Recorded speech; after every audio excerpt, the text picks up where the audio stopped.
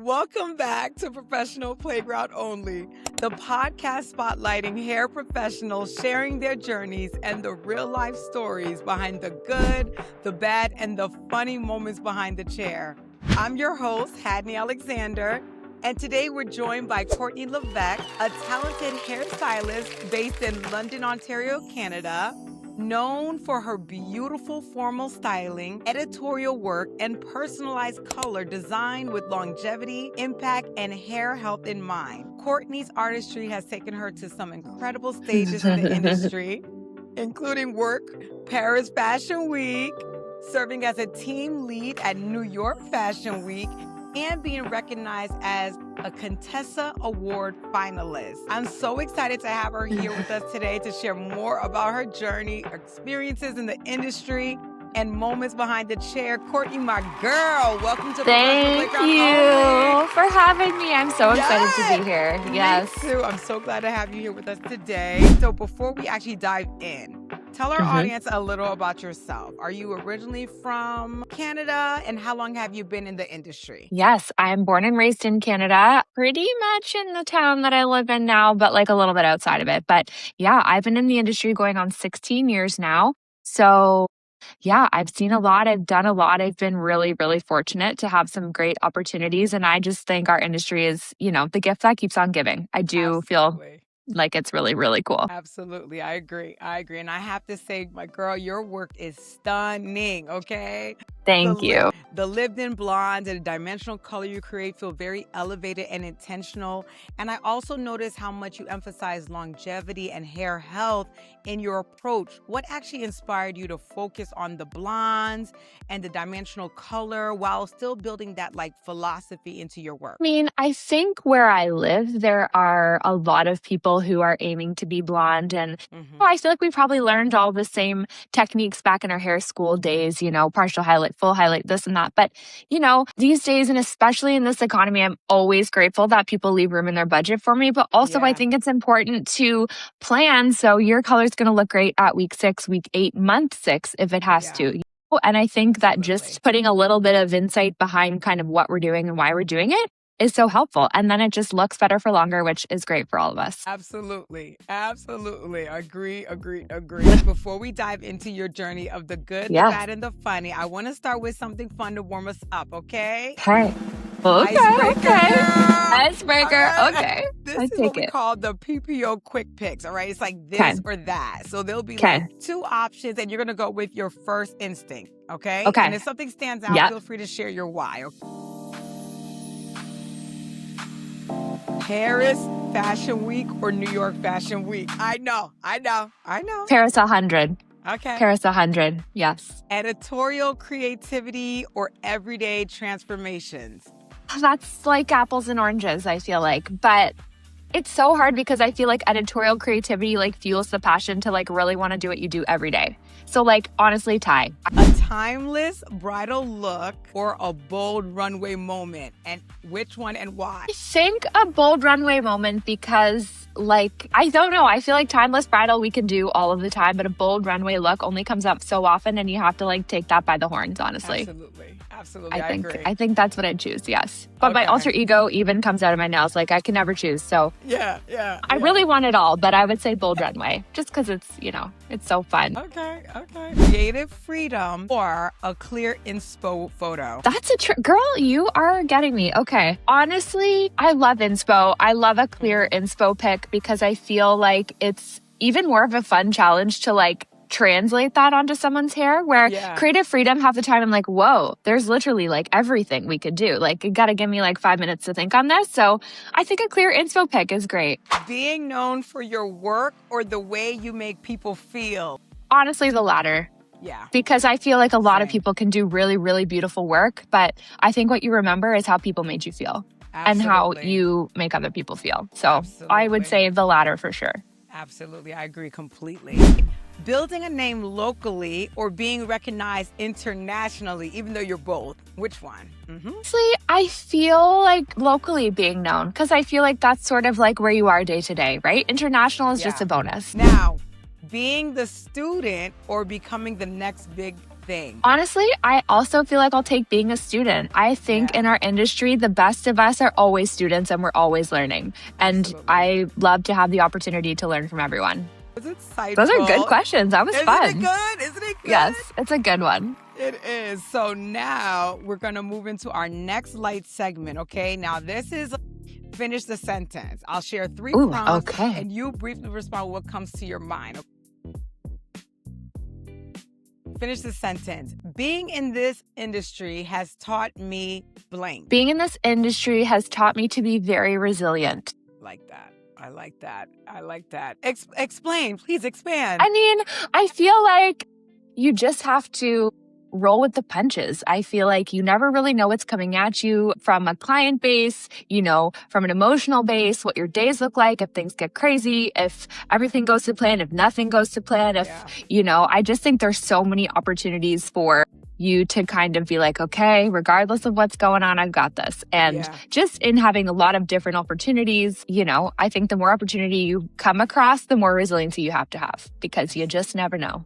Yeah, I agree. I like that. Longevity in this field requires blank. Longevity in this field requires hard work and education. I feel like the most important thing is to keep up with everything, and it evolves so fast. And I mean, we obviously see, even probably from both when you and I started, like there wasn't really a media element to this, but now that there is and everything is everywhere, it's up to us, I think, even more to kind of be on top of things, and our clients know more. Everybody knows more now. It doesn't necessarily mean they know how it's actually implicated, but I think we have to keep on top of the game. Yeah, good. Very accurate. Okay.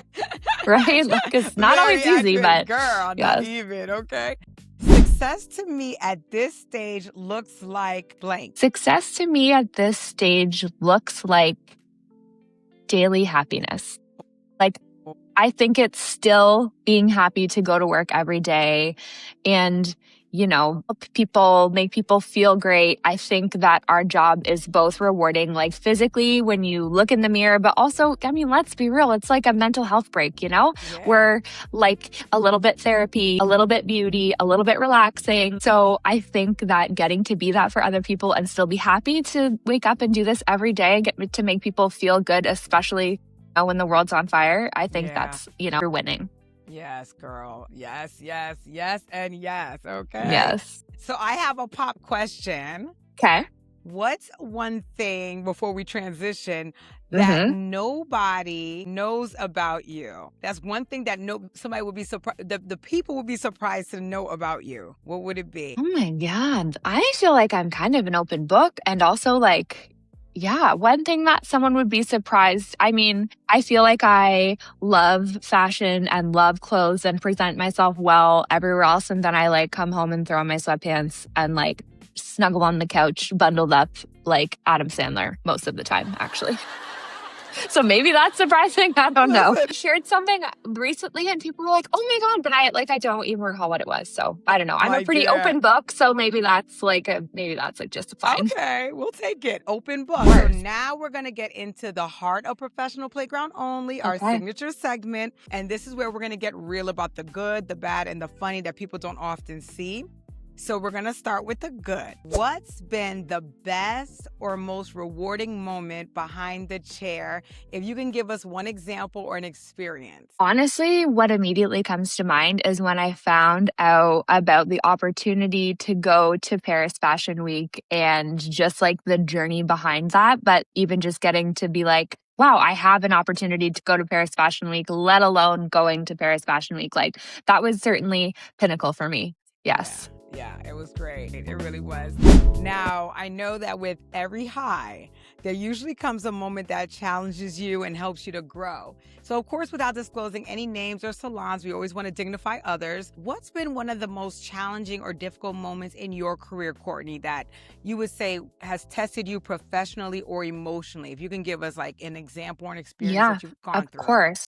Honestly, I feel like probably in coming home, riding the coattails of going to Paris Fashion Week and then being asked to lead New York Fashion Week, lead a team during New York Fashion Week was something I felt like I couldn't say no to, but I was way out of my depths for. But you know what? I'm we fake it till we make it. We do the thing. I mean, I went from having kind of we have a community, but to build a team of 22 international artists from ground up, really, to convince everybody that this is like the experience of a lifetime, that you're gonna, walk away transformed, that it's going to be, career changing, to come and join me, who is relatively unknown on like the global platform, just kind of dealing with all of the success around that and just building a team in general, and then sort of navigating, personalities and time zones and team meetings and, production challenges, dealing with the designers. Like, I feel like I learned more in the 6 months between Paris and New York Fashion Week last year about myself, about our industry, about the fashion industry as well, that it was still wildly worth it and so fulfilling, but like it was not without its challenges for sure. And so just navigating through all of that without having ever really had any experience, going from, being on a team, just being told where to be, what to do, to being the liaison for everybody. Yeah. It was a big challenge for me, but it was like an incredible opportunity. And even with the ups and downs, like I would do it again over any day. I love that. I love that. Because, as you were the big kahuna, AKA the lead stylist, did you ever have moments that you cried? Did you cry? You know what, girl? There was a lot that went down. And if you know, and I won't get into it, but I did not cry. And that's saying a lot. You didn't cry. I cry at a lot of things, actually. Happy, sad, I'm an emotional, I'm like, get it out of my eyeballs, I guess. But I did not cry. But there were moments where I, thought I probably should have. And everyone is alive. I'm so proud of you. Everyone's alive. We got through it. We got through it. So now Thanks, listen, girl.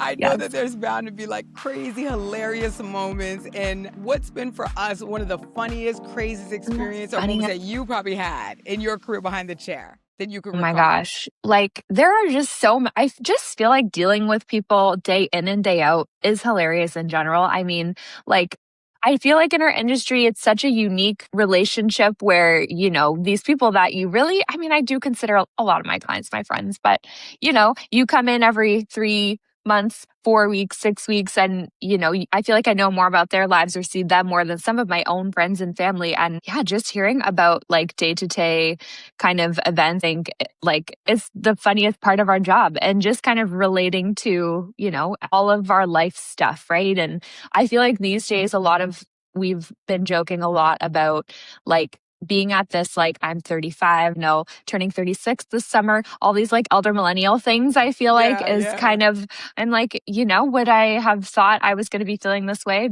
back in the day? No, but yes, laughing with a lot of peers that are at like a similar life stage. I'm like, stop advertising perimenopause. Like, I'm not at that, I feel like I don't need to see any more Ozempic ads. I feel like I'm relating to all of the like memes that are, gangster rap when you're watering your garden as I'm like getting the hose out at 6 a.m. I feel like these are like this is what we break down at day by day.